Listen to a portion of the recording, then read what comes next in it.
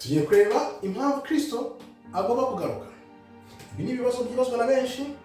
Azaza ryari? Ari hehe? Kuki atagaruka? Impamvu Kristo agomba kugaruka, impamvu ya mbere no kugira ngo ubwiru bw'Imana bugaragazwe, bumenywe na buri wese. Turibaza, Imana iri he? Imana ibaho? Ibyo bibazo byose Kristo nagaruka nibwo bizasubizwa, noneho tukamenya ukuri kw'ibihe n'ibihe. Ibyo twagiye tubwirwa, ibyo dutekereza, ibyo twibaza, ibyo byose bizahita bibona igisubizo.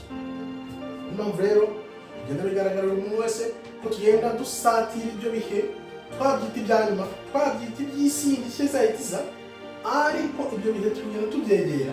Ndibaza neza ko bigenda bigaragarira buri wese. Ikindi rero namwe nibaza ibibazo nawe nk'uko waba ubyibaza, Imana iri hese ko tutayibona?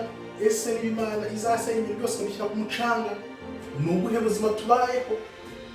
Kuko twaba turi mu buzima bw'icyaha kandi Imana yanga icyaha, ubwo buzima tubayeho ni ubuhe? Ibyo byose tuzabimenya Kristo agarutse, kugira ngo ukuri kw'Imana no gushaka kw'Imana byose bigaragarire buri wese. Ikindi rero impamvu Kristo agomba kugaruka nuko isi yabeshwe ibinyoma byinshi. Ibyo binyoma rero biri kugenda bisatira umusozo wabo. Igihe cyabyo, igihe cy'ibinyoma kiri kurangira. Ni ukuvuga ibinyoma bijyaho bigafata intebe imyaka n'imyaka, ibisekuruza n'ibisekuruza, ariko ikinyoma kikiyongerwa ko igihe cyacyo kizageraho kikarangira.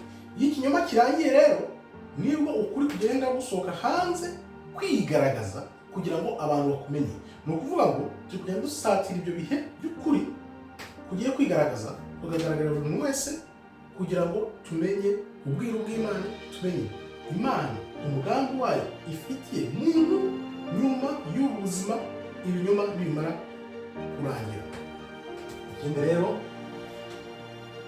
Kristo agomba kwigaragaza, yitwa amazina menshi, bamukorera amashusho. Ibyo byose bigomba kubitwa hasi kugira ngo ukuri nyakuri, ishusho nyashusho ya Kristo uwo ari we agaragare, yerekane, tumumenye, hato tuve muri cya gihero cy'ibinyoma byinshi batubeshye. Yaba ari amashusho tubona muri za kiliziya no mu zindi nzu hirya no hino bavuga ngo ni Kristo, abantu bose bakurikira kuvuga ngo ni Kristo kandi atari we. Ibyo byose rero ayo mashusho agomba kuvaho, noneho umuntu akamenya Kristo ninde. Ayo mashusho batubeshye, ibyo byose bagiye badupakiramo kugira ngo tubikurikire buhumye, biganisha abantu kurimbuka, biveho, noneho dukurikire Kristo ari uzatuyobora, natwe tukabona nawe abazaba baratoranyijwe bemeye gukurikira umurongo w'Imana. Kuko ibihe biri imbere bizerekana uri ku ruhande rwa satani n'uri ku ruhande rw'Imana, byanze bikunze. Ibyo ni ibintu bizigaragaza uko ibihe bigenda bisatira iyo minsi yo kuza kwa Kristo, nibwo n'abakristo bazamenyekana, n'abandi bari ku rundi ruhande rwa satani nabo bakamenyekana bidasubirwaho.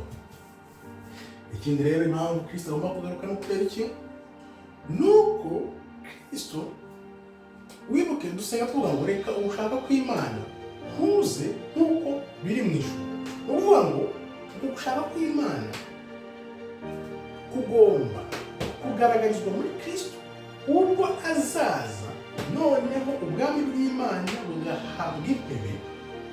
Kristo ari umwami w'ubwo bwami buzahoraho iteka ryose. Niyo mpamvu rero agomba kugaruka kugira ngo ikibi kiranduke, kirimburwe mu bantu burundu, maze abantu bongere bezwe.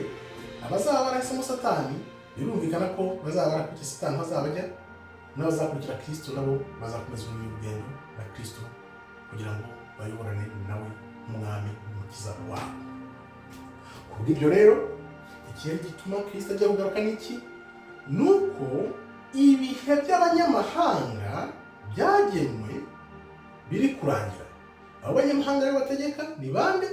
Nta bandi, ni abazungu. Ibihe byabo biri kurangira nk'uko byanditswe mu Ijambo.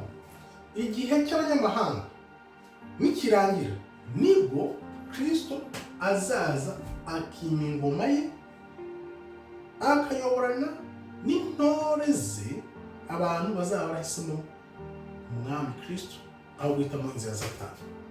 Biranditse neza ko nimubona icyo gihe cy'abanyamahanga kiri kurangira, ibimenyetso biri kugenda bibyerekana, nibwo ubuyobozi bw'abo banyamahanga buzaba burangiye, noneho hakaza ubuyobozi bwa Yakobo, kuko Yuda ari gukanguka, ari kubyuka hirya no hino mu mpande z'isi kugira ngo afate bwa butware ari we uzayobora isi izakurikira.